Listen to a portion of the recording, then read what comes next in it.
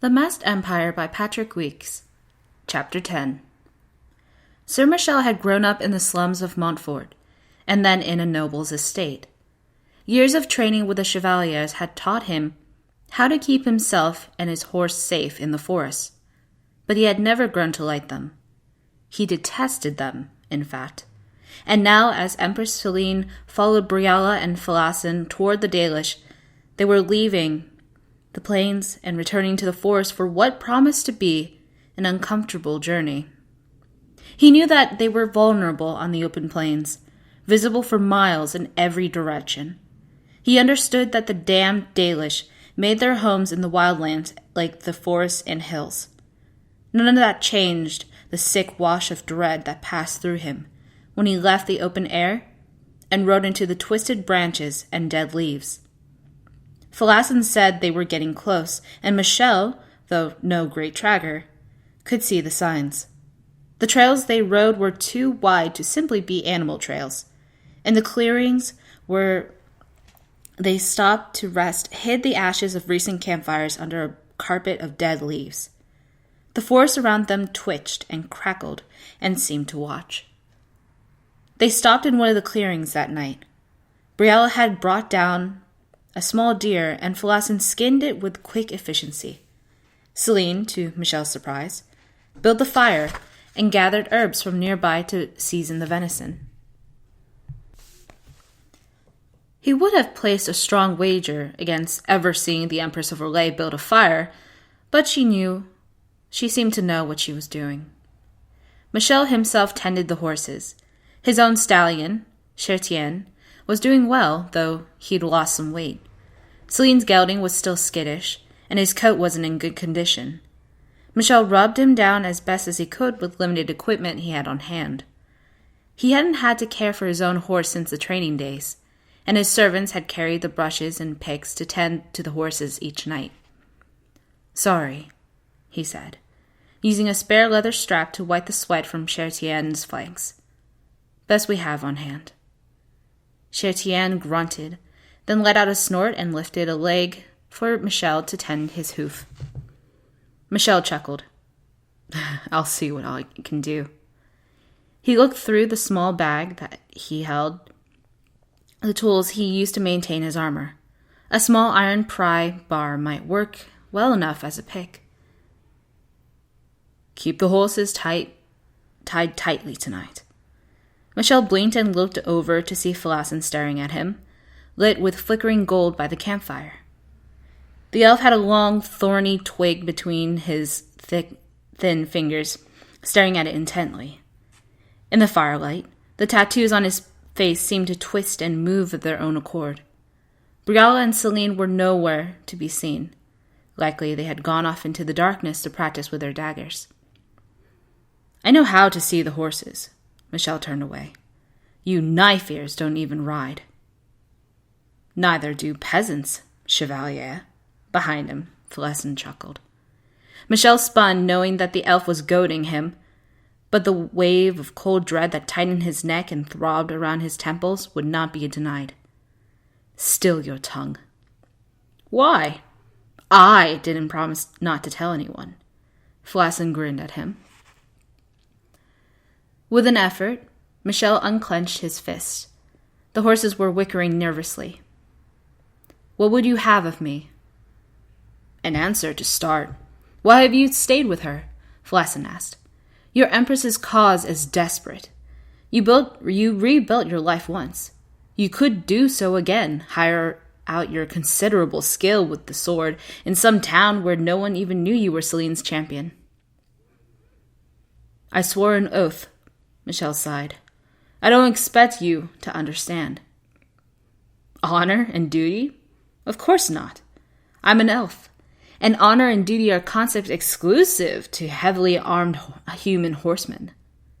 Michel felt his cheeks flush.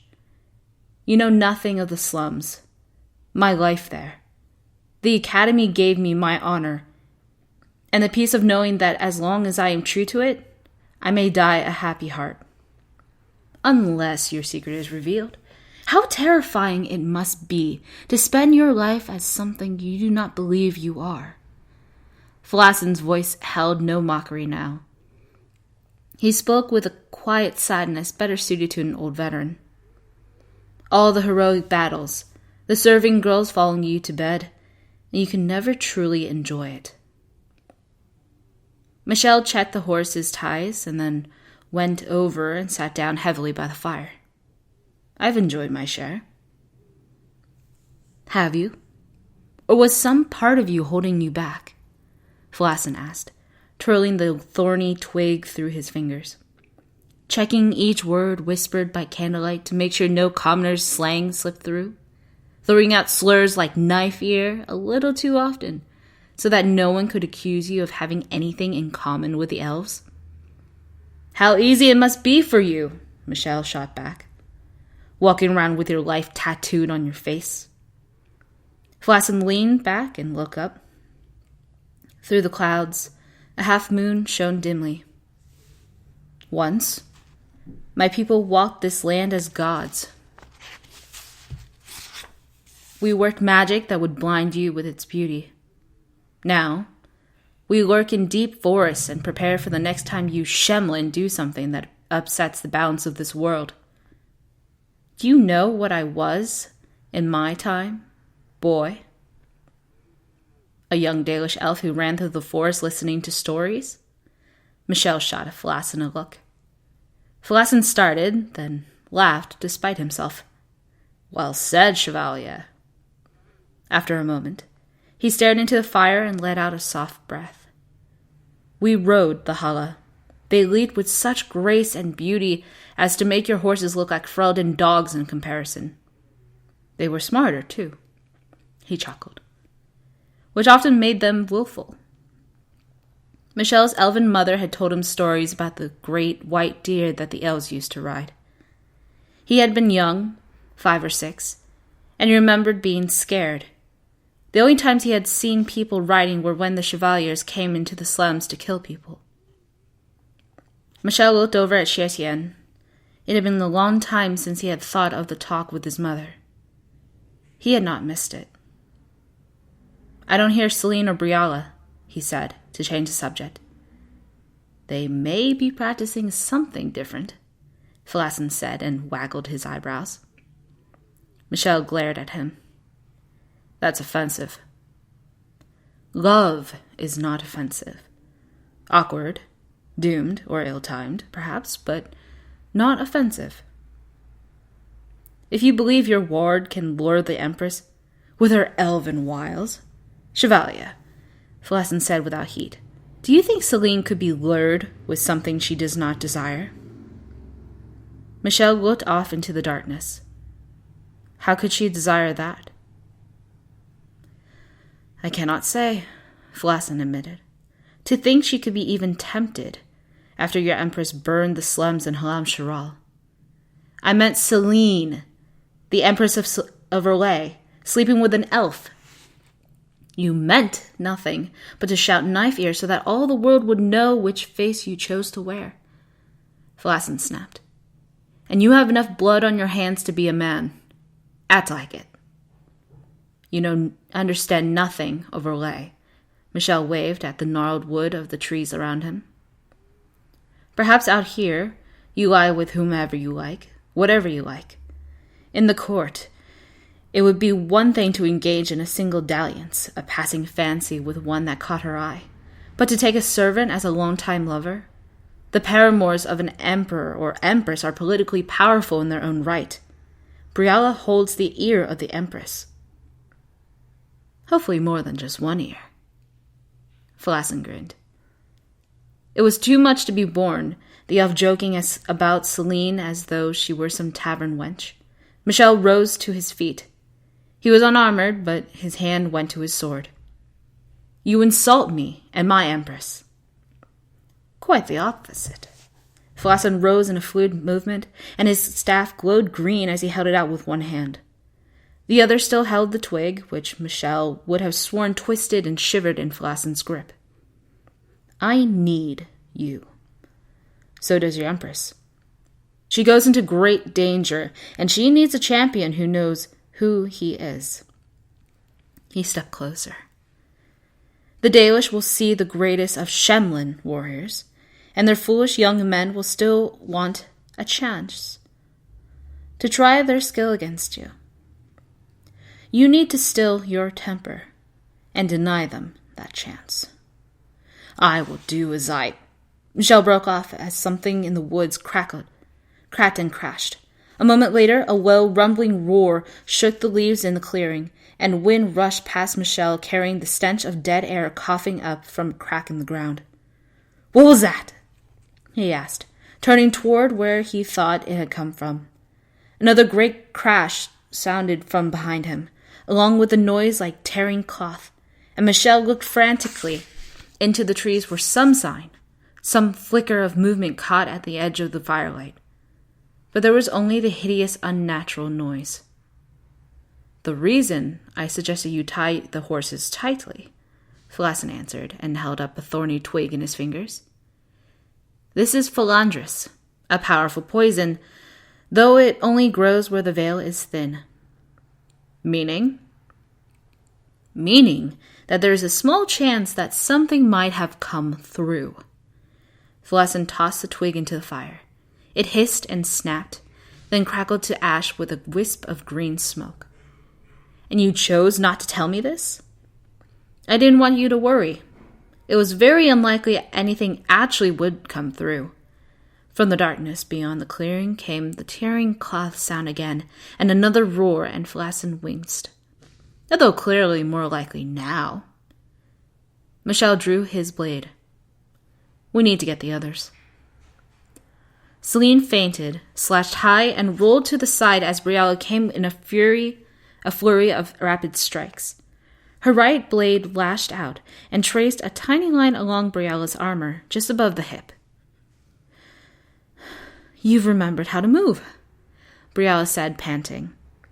They danced back and forth, blades flashing. The half-moon shone barely enough light through the trees for Celine to see. Briella was a silhouette, an ever-moving blackness moving smoothly against the deep purple-gray of the forest beyond. When they shifted position so that Briella faced the distant campfire, Celine caught glints of the warm light on Briella's armor and blades. Celine moved in again, daggers circling. Briella lunged, and Celine caught and turned the thrust, then stepped in. Her high blade came to rest against Briella's throat, and her low blade circled around Briella's back, preventing any escape. Briella let out a long breath. "Good," she said flatly. "I believe you've recovered whatever skill you had lost." Celine stepped back and sheathed her daggers. "You used to like it when I held you." "Not at knife point." Briella's daggers flashed in the moonlight, then disappeared into their sheaths. She turned to go. "Bria, please." She stopped then, a silhouette, with the fire outlining her tousled hair, her long and slender ears. "What do you want me to say?" Celine asked, taking a step toward her. "That I'm sorry?" "You know that I am, and we both know it changes nothing." "It might help to hear you care even a little." "You listened to Lady Mantillon's lessons as well as I did," Celine countered. "If I am to regret, you would pounce upon my weakness to remind me that my regret does the corpses little good. I would ask what would do some good, and you would tell me that nothing could. I would not twist in agony for your amusement because you blame me for their deaths." "Blame you? You killed them, Celine." "I did." Celine kept her voice calm, though the tremor in it surprised her. "When Gaspard spread the rumor, I had to either put down the rebellion or execute you in order to disprove him and keep the throne." On that, Briella spun. "And you chose me? Should that make me feel better? You killed hundreds of peasant elves to save my life?" "I killed hundreds of peasant elves because they rebelled against my rule and endangered the empire," Celine said, voice low and pleading. "Tell me what else I would have done. Pretend it was a noble house or a merchant guild killing guards and putting barriers in the streets, and tell me what I should have done. You could have found another way." Are you truly angry at me, Bria? Or are you angry at yourself for knowing in the back of your mind that I did what I had to do? Celine took another step forward. She was close enough to touch Bria now. I swear to you, if there had been a way that left those elves unharmed, I would have taken it. She reached out slowly, carefully, and put a hand on Brialla's shoulder. How long have we been together, Bria? Do you think I never noticed you urging me for sympathy for the elves? I know how important they are to you, and I agree with you. Maker, I have seen how intelligent you are. How many elves are wasted in those alienages when they could be doing more? How many great minds and loyal servants did I burn in that slum because I could see no other way? Her voice caught. In the darkness, Brialla's face was still just a silhouette. That isn't why I stayed with you, Celine. Celine forced a smile and shook her head. I know. But if you are done with me, know that the elves will not suffer for it. Her hand was still on Brialla's shoulder. Brialla took a breath, and after a moment's pause, her hand came up to cover Celine's. She leaned in close enough for Celine to feel the breath on her skin as she said, I'm not. With a thunderous roar of cracking wood, the tree beside Celine and Brialla fell. Celine dove away, Brialla beside her, and heard more than saw the impact as a branch crashed where they had been standing. She blinked, straining her eyes to make out shapes in the darkness, and heard a terrible ripping noise coming from the ground before her. Brialla slid her daggers out. Maker, the tree! Then, with no warning, Brialla lurched into Celine, slamming her to the ground. Celine scrambled to her feet as more branches crashed down around her. Blinking away the after images of the fireflight, she took in a scene that set her heart pounding. The tree had come alive. All around them, great gold leaf branches twisted into spiny arms, and tree trunks wrenched apart with terrible cracks to become angular legs. Set against a crown of the higher branches were stickly protrusions, warped knobs of wood that formed a grotesque parody of the face. The great beast's body creaked and cracked, filling the air with the smell of freshly cut wood. Every movement made Celine's eyes water, her mind trying to make sense of something that would be impossible. Should be impossible. Celine could see 3 of the huge things, through all the noise all around them suggested that more were nearby. One of the great tree monsters held Brialla aloft by the throat. Celine went cold, felt a chill wash across her body. But years of training kept her mind free, and her fingers were deftly opening pouches and shoving her rings on, fastening the charm about her throat, as she gaped in horror. The one holding Brialla stepped forward. As its leg lifted, roots tore out of the ground with a sound like a tapestry being ripped apart. It raised its empty arm over Celine. Maker, take you, spirit, Celine hissed, and slid her daggers free. She is mine. As the tree monster brought its arms down, she stepped to the side and then leaped nimbly up onto the branch and crashed to the ground. She took 2 steps, running up the thick and twisted length, and leaped. Both daggers sank into the branch that held Brialla, and fire danced along their length. The tree monster roared, though it had no mouth to do so. The great noise boomed out of the bark of its skin and shook Celine's stomach. It flailed, flames trailing in the air from the branch Celine had stabbed, and Brialla fell free. As another branch swung toward Celine, she kicked off the monster's trunk and leaped to the ground.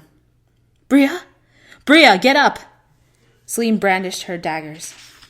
The tree monster before her roared again, the booming wail rattling her teeth as tiny tongues of flame smoldered along its arm, and the other 2 lumbered forward, each step ripping roots from the ground. I'm up. Brialla forced herself to her feet, though she was breathing hard. Good. Celine dropped into a crouch. I won't lose you again. All three of the trees roared now as they closed upon Celine and Briella. Celine dodged a crashing branch and left a long, burning slash along its length, then darted quickly between two of the creatures. They were slow, but with their strength, a single blow would be enough. "Are you having any luck?" Briella yelled. Celine risked a glance and saw that Briella had lunged in, leaving a dozen quick slashes along the trunk of the one attacking her. They bled a sickly black sap, but the creature seemed unharmed as it raised its branches to strike again. "Well, they're trees, so fire?" came a voice from behind them, and then a burning brand sizzled overhead, lighted in the leaf crown of one of the creatures, and exploded with a burst of flame. The creature roared in pain, its branches popping and cracking as the fire spread. Flassen's staff glowed green around him as he stepped over to Briella. "Beyond that, you may be out of luck. Sylvians fear little besides fire and magic." "Their mistake." Sir Michel came to Celine's side, chopping through an upraised arm with his blade. The creature, Sylvan, Flassen has called it, roared in pain and swiped at Michel with the other arm. Michel batted the blow away with his blade, his silverite slicing through the wood, and Celine rushed in, slashing over and over at the Sylvan's trunk with her burning daggers. Behind her, another ball of fire sent the Sylvan roaring back, battling at itself as its leaves shriveled to ash. Celine saw another Sylvan slam an arm down at Flassen, but the ground itself rose between them and warped into a war that turned the blow aside. Briella had fallen back and drawn her bow. She loosed arrows that split wood and sank deep into the trunks, but the creatures barely seemed to notice. "There are more coming," Flassen said. "So whenever the rest of you would like to leave," he raised his staff and hurled another ball of fire at a Sylvan that was already burning. It roared, staggered, and finally collapsed, flames eating it from the inside out. In the firelight, Flassen was sweating and breathing hard. Michel stumbled on a root, then blocked a great club-like arm with his shield, staggering back. "Majesty!" "Come on!" Celine lunged in, slashed the Sylvan attacking Michel, and then darted past another great arm and fell back. "To the camp!" The others were behind her. She heard the footsteps and breathing, fast like her own, under the sick, ripping noise of the pursuing creatures. "Flassen, how long will they chase us?" "They are spirits of rage and anger," Flassen panted, close behind her. "How long can you hold a grudge?" Celine came to the campsite. The Sylvans were behind them, but slow. "Briella, grab what you can. Michel, get the horses. Flassen, prepare more fire if—" Then ahead of her, a strangled, shrieking, whinny made her jump. From the far side of the camp, where the horses had been, came the sound of crackling wood and twisting branches. A moment later, Chertien, Sir Michel's beautiful warhorse, fell into the clearing, his flanks bloodied, his legs snapped and twisted like broken twigs, with only skin holding them together. He was screaming. Michel's yell was wordless and bloody. He flew across the camp, his long sword held in his shield hand, and grabbing a flaming log from the fire as he passed it. Without pausing, he hurled it at the Sylvan at the edge of the clearing. As it roared in pain, flinging the flaming log away, Michel tore into it with great strikes that sprayed wood and sap through the air. Over and over he struck, still shouting without words, until a ball of fire ignited the Sylvan with an explosion that sent Michel staggering back. He turned, face flushed, and looked back at them in rage as the Sylvan fell. Yes, honor demanded you defeat it in single combat, my apologies. Flassen was leaning on his staff now, breathing hard. Give your steed the mercy it deserves, Chevalier. Then we must flee. Celine saw that her own horse, the rangy gelding, was down and unmoving, its neck twisted at an unnatural angle. Briella quickly grabbed her pack, and Flassen stood, his staff raised, and watched the darkness at the edge of the firelight. Sir Michel walked over to his horse. He was still screaming, But when he saw Michel, his cry softened to a whine. Michel opened his mouth as though his charger had asked a question he wanted to answer, and then swallowed. Then he knelt, his dagger out. "I'm sorry," he said, and finished it with a clean, fast cut. He stood to Celine. "I'll get my armor." She nodded. The crashing and ripping of the Sylvans came from all around them now, and Vlasin moved in a slow circle, taking everything in. "How many more of those balls of fire can you throw before you exhaust yourself?" Celine asked him. The elf smiled tiredly. "I'd love for that to remain a hypothetical question. Chevalier, are you ready?" Michel slung his great canvas bag over his shoulder, grunting at the weight. "Ready enough." Celine listened to the crashing wood around them. It was growing closer, and branches twisted at the edge of the clearing. "Which way is south?" she asked. Vlasin pointed. "Then light us a path," Celine ordered, and brandished her daggers. Bioware had lost track of how long they'd been running.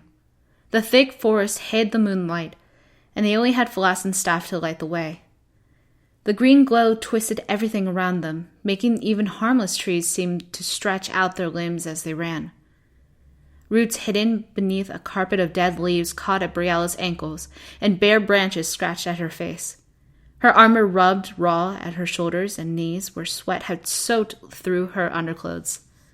Beside her, Vlasin's tattooed face was a mask of exhaustion and pain, and he used his staff to steady his uneven jog. Celine was flushed, though she kept any discomfort hidden behind a determined glare. Only Sir Michel seemed unaffected, his breath regular and easy, even as his armor clanged in the canvas bag slung over his shoulder, though his face was splotchy and red from tears. The Chevalier, who would kill peasants without flinching, shed tears for his horse. Behind them, wood cracked and roots ripped as the forest came to life and gave chase. Bioware wasn't sure if the Sylvans were summoning more allies or if this whole forest had been full of them to begin with, and they were awakening now that their fellows had raised the alarm. She did not spare the breath to ask Vlasin.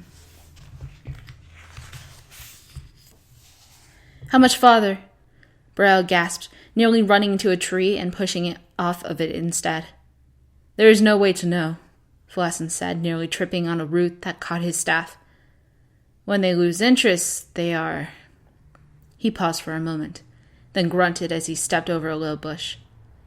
"Angered by emotion. Jealous of it. Emotion." She and Celine had argued, and then Celine had held her. "We're faster than they are," Michel said, shoving aside branches and holding them for Celine. "If we keep going, they'll have to give up eventually." Bioware caught Celine's glance. The Empress still glared, but in the pale green light, her face looked sickly and pale. "I don't know how much longer we can go." "No," Celine stumbled. "I have not come this far." She righted herself and caught up with them. "To be killed by a tree." "Lovely sentiment. Ahead." Vlasin gestured with his free hand. "Water. It will slow them." Bioware forced her trembling legs to a jog, then lifted her head, sucked air into the lungs that ached for a breath, and missed a rock hidden under the dead leaves. It slid beneath her, and she crashed hard into the ground. Warm hands caught her arm. Bioware coughed, the leaves at her feet flecked with tiny points of light, and let herself be pulled up. "Can you make it?" Sir Michel asked, the very model of a courtly chevalier. Behind him, pale, her hands on her knees, Celine breathed hard and looked at Bioware with concern. Bioware had fancied herself to be in excellent shape. While Celine entertained artists, Bioware had practiced her dagger work in an old storeroom until sweat dripped onto the moth-eaten Ferelden rug on the floor. She had smirked at her Empress, tired from a full day of riding. Now, to her shame, Bioware couldn't spare breath to speak. She nodded quickly and stumbled after Felassen, with Michelle and Celine behind her. Behind them, the woods crashed and boomed their rage. The water Felassen had seen or sensed with his magic, or simply knew about because he lived there, Bala wasn't sure, was a creek. In the spring, it would have been filled with and bubbling with white rushing water. Now, at the end of a long summer, with the fall still dry, it was well below its bank. Felassen hopped down the incline without hesitation, clinging to his staff for balance, then splashed through the knee-high water. Briella followed. The dry dirt crumbled and slid beneath her feet, and she half slid the last few feet, nearly falling into the water. She kept moving, sliding on rocks and mud, and was almost to the far side when something made her stop and turn around. It was not sound, but the absence of sound. Behind Briella, Celine and Michelle were nowhere to be seen in the shadows. Felassen! Briella's throat was dry, and it came out cracked and uneven. He was atop the far bank, on his knees and clinging to his staff with both hands. He looked down at Briella, breathing hard. Hurry! Where are they? Briella stared in vain at the shadows atop the bank she'd just slid down. There was no sound of clanking armor, only the rip and roar of the angry forest. In the darkness, she thought she could see the trees swaying. Come, Dylan! Felassen called down.